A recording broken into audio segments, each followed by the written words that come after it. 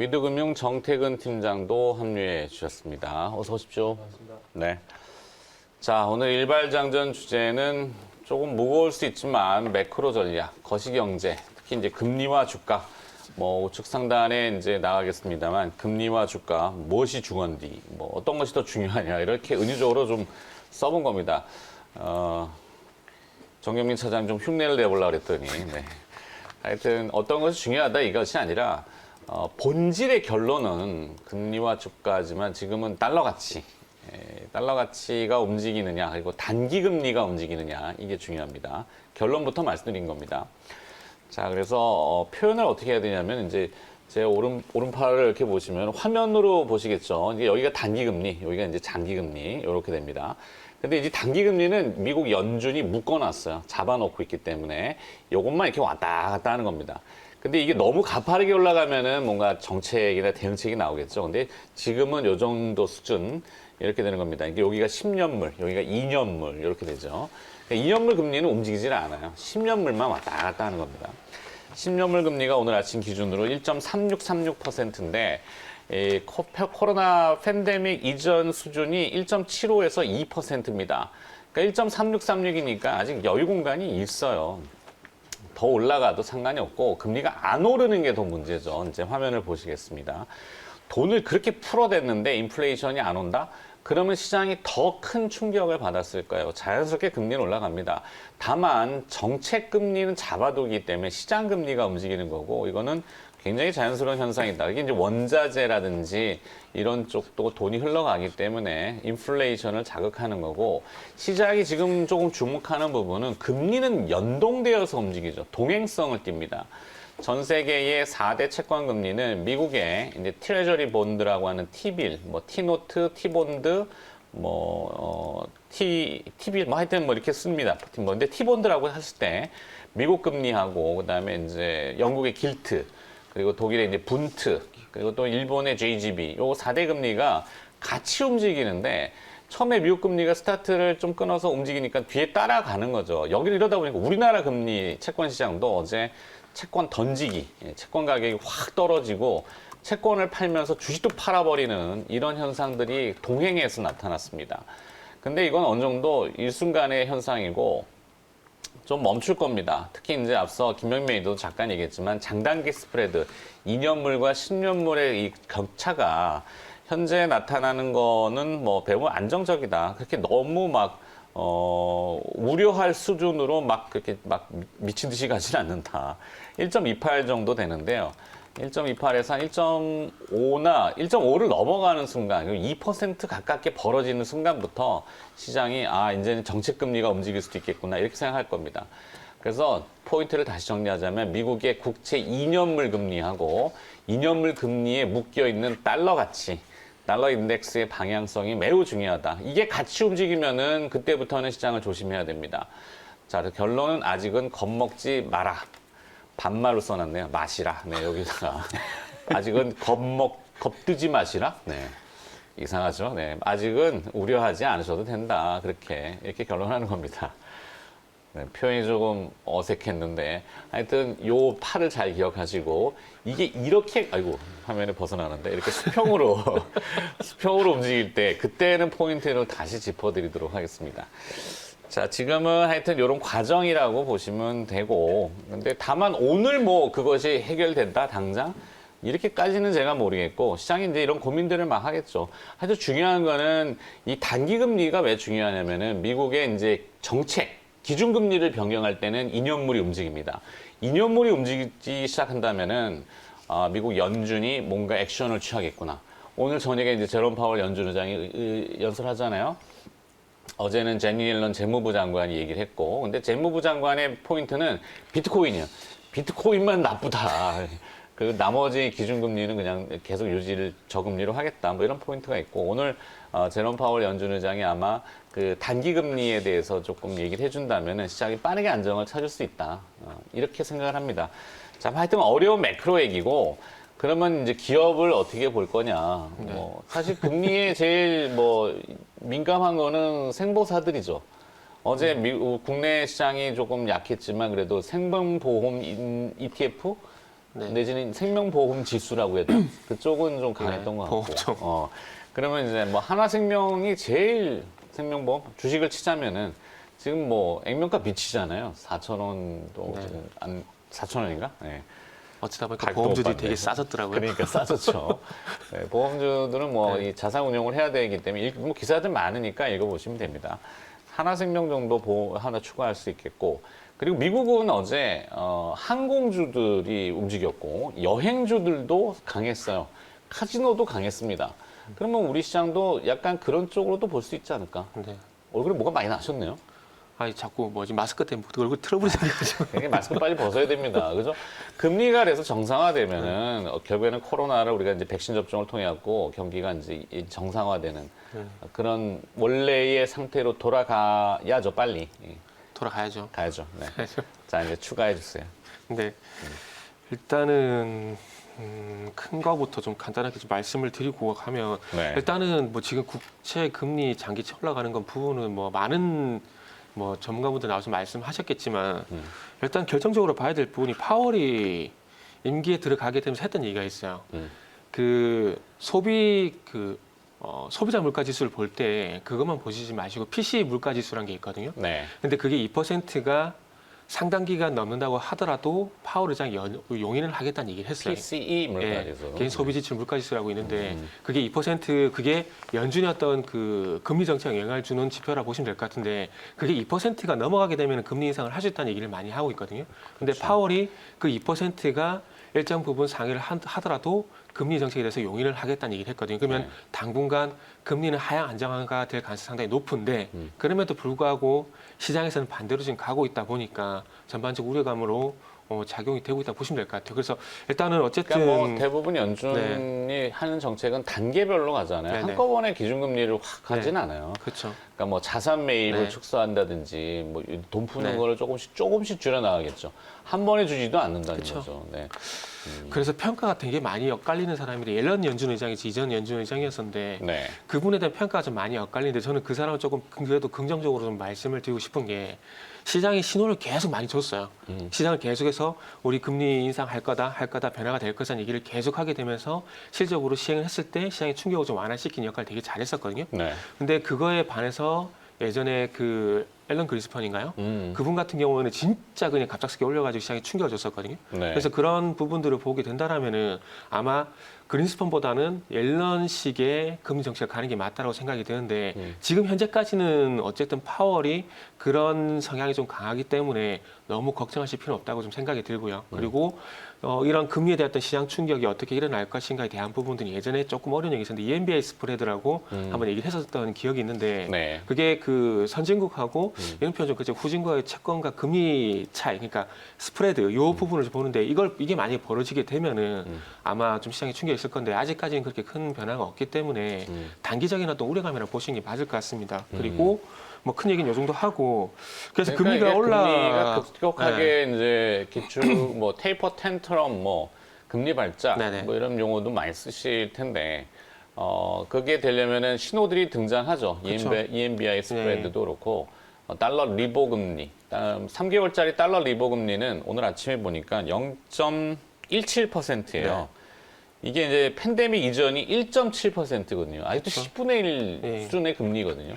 달러를 차입해서 뭔가를 투자할 수 있는 그리고 또 뭐 캐리 트레이딩이라 그래서 뭐 미국 뭐 달러도 그렇고 유로도 그렇고 엔화도 그렇고 그쵸. 지금 FX 시장은 그러니까 외환 시장은 매우 조용하다. 금리 시장만 들쭉날쭉거리기 때문에 네. 여기에 너무 이제 호들갑스러울 필요는 현재로서는 없다. 네. 자꾸 제가 반복을 하는 건데. 그렇죠. 그래서 방금 말씀한 리보 금리 차이 같은 경우는 OIS 스프레드라 그거 좀 참고하시면 될 것 그렇죠, 같고요. 그렇죠. 그래서 금리가 올라가게 되면서 그동안 뭐 금리하고 뭐 인플레이션 얘기를 하게 되면서 뭐 은행 얘기했고 지난주 원자재 얘기하고 대창국 이후산업 얘기했었고 그렇죠. 피해갈 수 그리고 있는.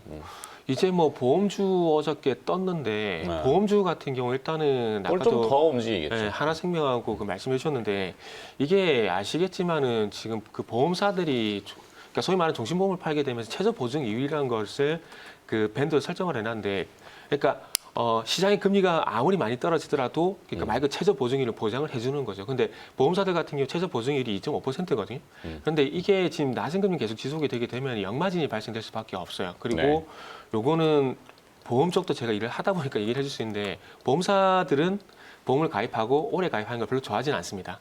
가입하고 빨리 해지하고 또 가입하고 또 이걸 되게 좋아하거든요. 그거는 막 음모론적인 얘기니까 차트하고 어쨌든 길게 가입하는 건 좋지 않은데, 안 좋아하는데, 그래서 어쨌든 이 최저 보증이 유리라는 부분 때문에 낮은 금리가 지속이 되는 부분들에 대해서 역마진된 우려가 계속 나온다고 보시면 될 것 같아요. 그리고 최근에 변액보험 같은 경우도 보증준비금이라는 얘기를 하잖아요. 근데 이게 이것도 마찬가지로 최저 보증이 유리거든요. 그러니까 변액보험 같은 경우에도 이 보험 자산을 주식으로 운용을 해서 더 많은 수익을 주겠다 이 부분인데, 이게 아시겠지만 보험 운용하는 게 사실 쉽지가 않아요. 그렇죠. 그러다 보니까 이것도 뭐 비트코인 운용할 수도 없고. 생각했던 수익률이 안 날 가능성이 있기 때문에 최저 보증이 유리라고 해가지고 말 그대로 최저 금리를 보장해 주는데, 그 DGB 생명에 보시면은 거기에 연금 상품이 있는데, 변액 연금 상품이 있는데, 그 보험 같은 경우는 최저 보증률이 5%예요.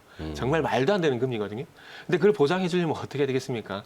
시장의 금리가 너무 낮으면 안 된다라는 거죠. 그래서 이런 부분들이 있다 보니까 이제는 이 낮은 금리에서 탈출할 수 있다라는 그런 기대감 때문에 보험주들이 좀 움직인다 보시면 될 것 같고요. 그리고 이 생명보험뿐만 아니라 손해보험 쪽도 마찬가지로 봐야 되는데, 손해보험 같은 경우에도 우리가 그 보험료를 내는데 그거를 2% 정도를 가지고 운용을 해줘요. 그래서 만약에 해지했을 경우에 그 금리를 감안을 해서 그 해지환급금을 돌려주는데, 그래서 이 금리 같은 경우는 뭐 생보사뿐만 아니라 손보사도 영향이 있다라고 봐야 된다는 부분들을 좀 명심하셨으면 좋겠습니다. 그리고 지금 저 솔직히 말씀 보험주 외에는 지금 떠오르는 게 없는데, 그래서 반대로 금리가 올라가게 되면 또 피해를 보는 부분들이 있을 것 같은데, 그게 실물 자산이거든요. 네. 대표적인 실물 자산이 부동산하고 금이 있는데, 그래서 금 같은 경우에는 인버스를 보는 게 좋지 않을까라는 생각이 문득 좀 들었는데, 그래서 금 인버스하고 그다음에 부동산 쪽 같은 경우에는 금리가 올라가게 되면 좀 부담이 될 수밖에 없다고 생각이 드는 게, 근데 이제 오늘의 얘기죠. 네. 사실 내일 또 아침에 되면은 뭐가 나올지 네. 몰라요. 뭐 제롬 파월 연준 의장의 한마디에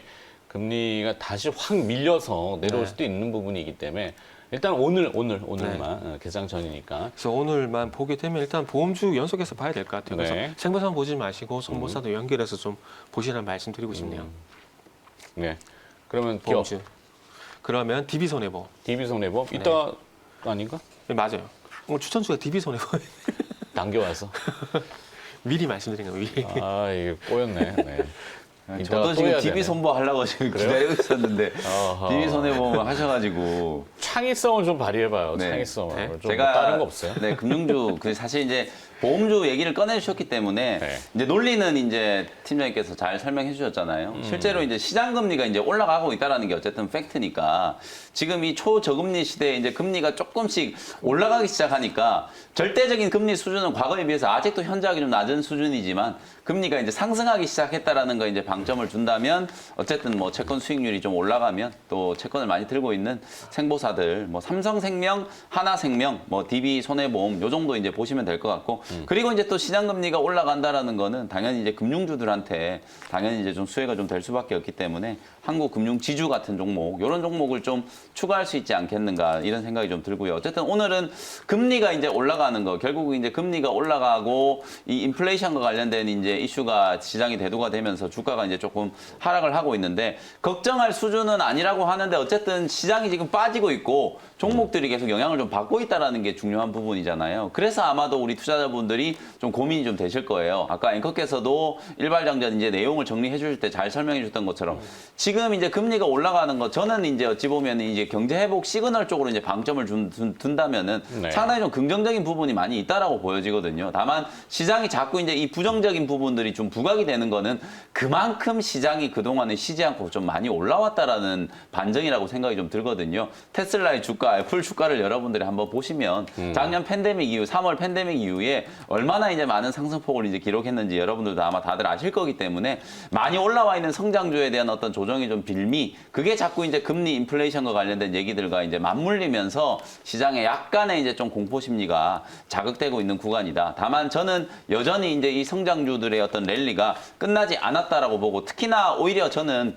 금리 때문에 이제 시장이 지금 충격을 좀 받으면서 가장 또 피해를 입고 있는 업종 중에 하나가 반도체잖아요. 네. 역설적으로 저는 오히려 금리 이제 상승과 또 주가의 흐름을 또 상관관계를 본다면 지금 가장 오히려 좀 피해를 입고 있는 반도체와 관련된 종목들은 조정을 이용해서 충분히 말씀을 한번 해볼 수 있다. 특히 삼성전자 어저께 이제 디램 가격 회복된다라는 이슈 때문에 SK 하이닉스가 시가총액이 장중에 이제 100조 원이 좀 넘어갔잖아요. 제가 작년부터 여러분들께 말씀드렸던 게 디램 쪽만 본다면은 삼성전자보다도 오히려 SK 하이닉스가 수익성이 이제 개선되는 속도가 훨씬 좀 빠를 거다. 특히나 이제 SK 하이닉스는 디램 그리고 낸드 쪽에 작년에 이제 투자를 상당히 좀 많이 해놨기 때문에 아마 올해 이제 디램 업황이 이제 개선되는 이제 과실을 SK 하이닉스가 조금 많이 얻어갈 거다. 이렇게 이제 말씀을 좀 드렸었죠. 그럼에도 불구하고 삼성전자와 미국의 이제 마이크론 테크놀로지의 주가를 단순 비교해 보면은 마이크론 테크놀로지가 물론 오늘은 한 5% 정도 조정받았지만 삼성전자에 비해서 마이크론 테크놀로지가 훨씬 지금 고평가되어 있는 단계거든요. 그 가격과 이제 비교를 해본다면 삼성전자가 8만 원 초반대라면 중장기적인 관점, 올 연말을 타겟으로 한다라고 하면 그야말로 뭐 8만 원 내지는 혹시나 또 8만 원짜리가 많이 깨진다면은 그야말로 절호의 매수 기회다. 이렇게 말씀을 좀 드리고 싶고요. 아직 뭐 투자와 관련된 이슈들이 조금 지연이 되고 발표가 뭐 지연이 되는 거죠. 발표가 좀 안 나오면서 반도체 관련된 종목들에 대한 어떤 투자 심리가 조금 위축된 건 분명히 좀 사실이긴 하지만 오히려 항상 이럴 때 작년 우리 8월, 9월, 10월 달에 이제 시장 흐름을 보면 코스피 지수가 대단히 좀 지지부진했잖아요. 그런 상황과 우리가 지금의 어떤 시장의 상황을 좀 비교를 해보신다면 아마 11월, 12월 그리고 1월 11일까지의 어떤 시장의 상승폭이 상당히 좀 컸고 그 이후에 이제 일부 기간 조정을 좀 거치는 과정이다라고 생각을 해본다면 반도체 관련된 종목들 특히나 파운드리와 관련된 수혜주들 그리고 삼성전자는 반드시 여러분들이 시장 조정을 이용해서 눈여겨보실 필요가 있다. 이렇게 말씀드리고요. 대표적으로 저는 뭐 반도체 종목 중에 오늘은 삼성전자를 좀 포함을 좀 시켜가지고 제시를 좀 해드리도록 하겠습니다. 아, 저기 그러니까 저도 하나 삼성전자를? 올릴게요 그러면. 어? 저도 하나 올릴게요. 아 진짜? 기비선은 빼고. 테슬라 해야 되는데. 아, 테슬라요? 그냥 어떻게 하지? 그 하나. 간단하게 그럼 말씀드릴게요. 네. 10초만, 제 10초만 쓸게요 그러면. 그렇죠.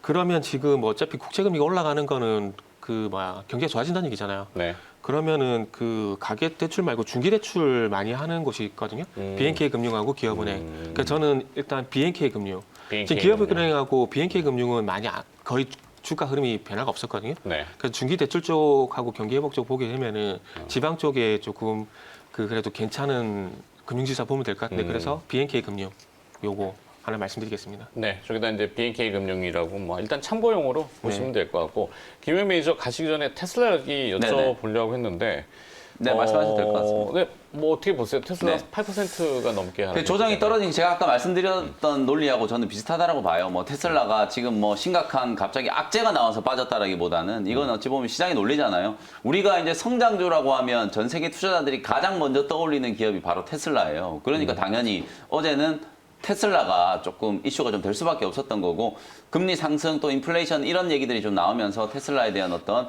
매도세가 조금 강하게 좀 진행이 좀 됐다. 다만 저는 이제 테슬라의 주가하고 우리나라 이제 자동차의 기업들의 주가 특히나 2차 전지 배터리라든지 이런 종목들의 주가가 영향을 조금 많이 받고 상관관계가 좀 높잖아요. 그래서 이제 어제도 제가 아까 서두에 말씀드렸다시피 뭐 배터리와 관련된 종목들이 낙폭이 상당히 좀 컸었는데 아마 오늘도 조금 영향은 좀 있을 것 같아요. 특히나 LG화학이라든지 삼성 SDI, 뭐 SK이노베이션 배터리 3사가 우리의 먹거리를 중국에 조금 뺏겼다라는 느낌이 좀 들기 때문에 제가 이제 내용을 조금 조사를 해보니까 이제 CATL이 현대차로부터 이제 낙점을 받은 이유가 소위 말해서 이제 셀 투 팩 중간에 이제 모듈 단계를 생략해가지고 바로 이제 팩화시키는 요 기술 때문에 현대차가 좀 주목을 좀 많이 했고 그리고 어쨌든 가격 경쟁력 지금 우리나라 기업들이 이제 만들어내고 있는 배터리들에 비해서 평균적으로 한 20% 정도 좀 싼 가격으로 이제 입찰을 한다. 요런 이제 얘기 때문에 현대차가 결국은 이제 선택을 했다라고 보여지거든요. 다만 이제 기술력의 문제 여전히 이제 중국 CATL이 뭐 기술력이 많이 발전했다라고 하더라도 국내 배터리 3사 특히나 뭐 하이니켈 계열의 이제 배터리를 만드는 기술이 과연 우리 배터리 기업들을 좀 뛰어넘을 수 있는가 그 부분에 대해서는 여전히 좀 의문부호가 있다라고 생각이 좀 들기 때문에 오늘은 조금 주가가 좀 약할 것 같아요. 다만 이제 단기적인 저점 어느 정도 수준까지 이제 가격 조정이 좀 진행이 되고 나면 충분히 이제 회복은 좀 가능하지 않겠는가 저는 그렇게 전망을 좀 해드리고 싶습니다. 네, 끝. 네. 시간 때문에 뭐 네네. 동행 매니저는 가셔야 되겠네. 네. 오늘 이벤트. 네, 오늘도 장 끝나고 나서 오후 4시에 무료 공개 방송 진행해 드릴 텐데요. 어저께도 제가 이제 온라인 방송에서 사실 지금 이제 금리, 인플레이션, 원자재 가격 급등 이런 시장 전체적인 흐름에 대해서 좀 짚어드렸고, 오늘은 세부 섹터 전략에 대한 부분들 말씀드리도록 할 테니까 궁금하신 분들은 또 오후 4시 온라인 공개 방송도 함께 하시면 좋겠습니다. 네. 자, 종목 키워드와 일발장전. MBN골드 김영민 매니저였습니다. 네, 안녕히 감사합니다. 가십시오. 네.